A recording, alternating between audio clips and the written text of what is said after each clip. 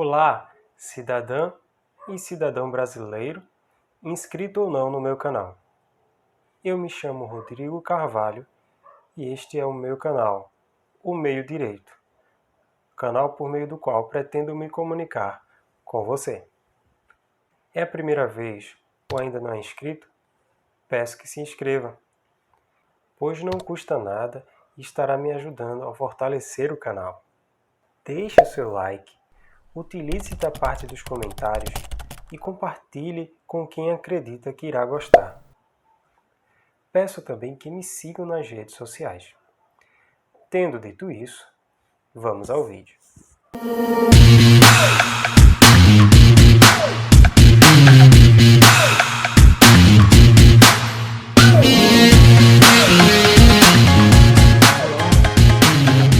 Da Constituição. No vídeo de hoje, falarei sobre o preâmbulo da Constituição atual, ou seja, o preâmbulo da Constituição Federal de 1988. Sei que estou me direcionando a diversas pessoas possivelmente. Então, há aqui alguém que possa perguntar: o que é o preâmbulo? O que é a Constituição?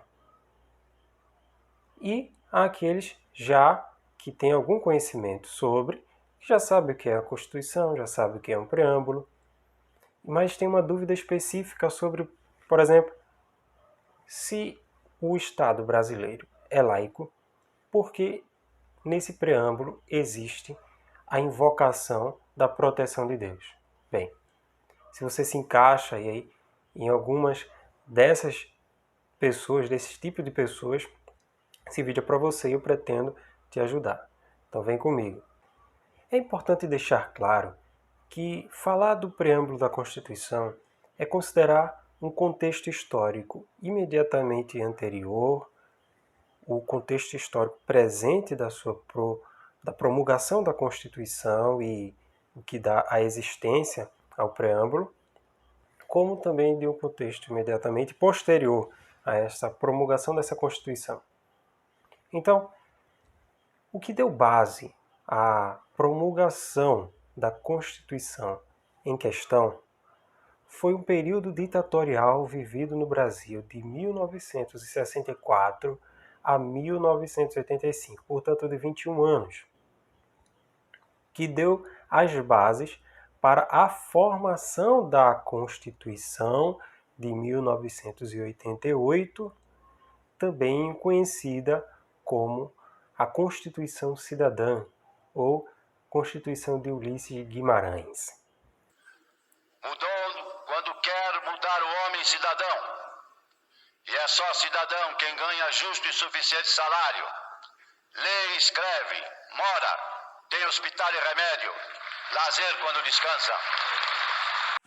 Nascido em 6 de outubro de 1916, falecido em Angra dos Reis, 12 de outubro de 1992, foi um político e advogado brasileiro, um dos principais opositores à ditadura militar. Foi o presidente da Assembleia Nacional Constituinte de 1987 a 1988, que inaugurou a nova ordem democrática após 21 anos de ditadura militar. A nova Constituição, na qual Ulisses teve papel fundamental, foi enfim aprovada em 5 de outubro de 1988, tendo sido por ele chamada de Constituição Cidadã, pelos avanços sociais que incorporou no documento. O documento da liberdade, da dignidade, da democracia. Preâmbulo. Nós, representantes do povo brasileiro, reunidos em Assembleia Nacional Constituinte para instituir um Estado democrático, destinado a assegurar o exercício dos direitos sociais individuais, a liberdade, a segurança, o bem-estar, o desenvolvimento e a igualdade e a justiça como valores supremos de uma sociedade fraterna, pluralista e sem preconceitos, fundada na harmonia social e comprometida na ordem interna e internacional, com a solução pacífica das controvérsias. Promulgamos, sob a proteção de Deus, a seguinte Constituição da República Federativa do Brasil. A primeira coisa a se destacar nesse preâmbulo é esse início dele. Nós, representantes do povo brasileiro, reunidos em Assembleia Nacional Constituinte para instituir um Estado democrático. Pronto. Veja, a necessidade de expressar isso no preâmbulo se justifica pelo período ditatorial de que se vem. A elaboração dessa Constituição que a sociedade brasileira vivia para expressar esse sentimento, para imprimir esse sentimento no texto do preâmbulo. E é verdade, de fato se vivia uma ditadura. Por exemplo, ao estabelecer o golpe militar de 31 de março de 1964, estabeleceu uma série de atitudes, de atos do governo que feriram a Constituição. Foram proibidas as eleições indiretas. As eleições para presidente e para governadores dos estados passaram a ser indiretas. Outra era a repressão a movimentos populares ou de organizações, de grupos contrários ao governo, de algum modo, reprimidos violentamente pelas forças militares, pelo governo.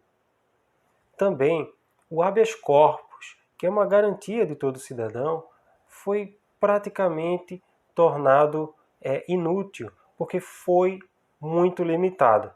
De modo que, além dessas limitações, se tornava inviável a prática do exercício dos direitos políticos, porque podia resultar em alto risco de violência, ser preso, torturado e até morto. O segundo destaque era o forte desejo de tornar o país uma sociedade fraterna, pluralista e sem preconceitos, fundada na harmonia social e comprometida na ordem interna e internacional com a solução pacífica das controvérsias.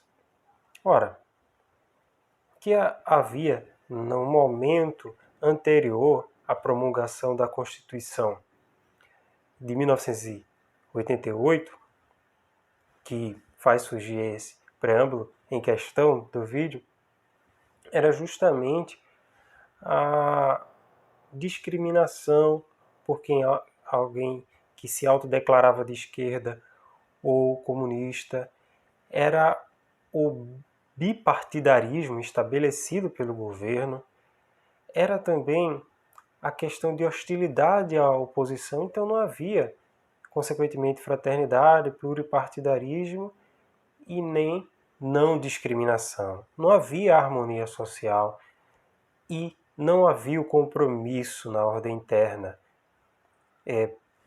principalmente falando com a solução pacífica das controvérsias.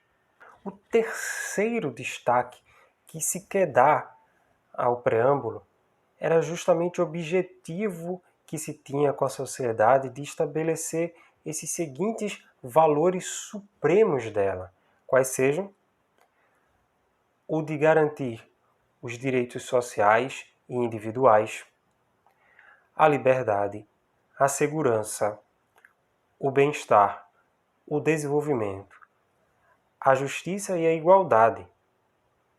O último, mas não menos importante, destaque a ser dado aqui ao preâmbulo da Constituição é a invocação da proteção de Deus.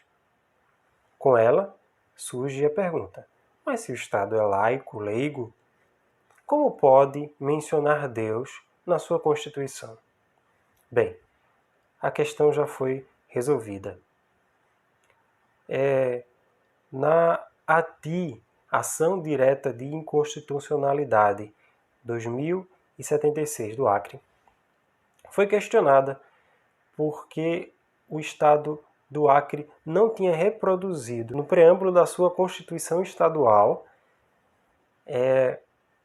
a invocação do nome de Deus, como consta na Constituição Federal.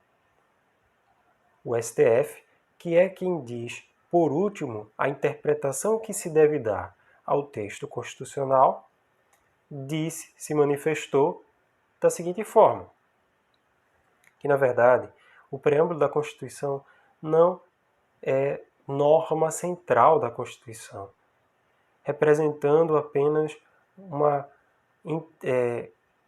está apenas no campo político e representa os valores ideológicos, a ideologia do constituinte originário da época, podendo servir como auxílio interpretativo, mas não norma de reprodução obrigatória nas constituições estaduais.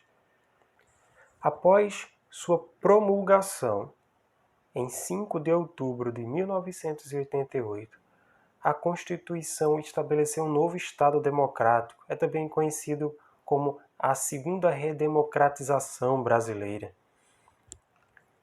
provocando dessa forma o que se buscou, a maior participação popular e tranquila participação popular na vida política, estabilização econômica e voltou com o Plano Real e voltou a ter as eleições diretas para presidente, para governador do estado.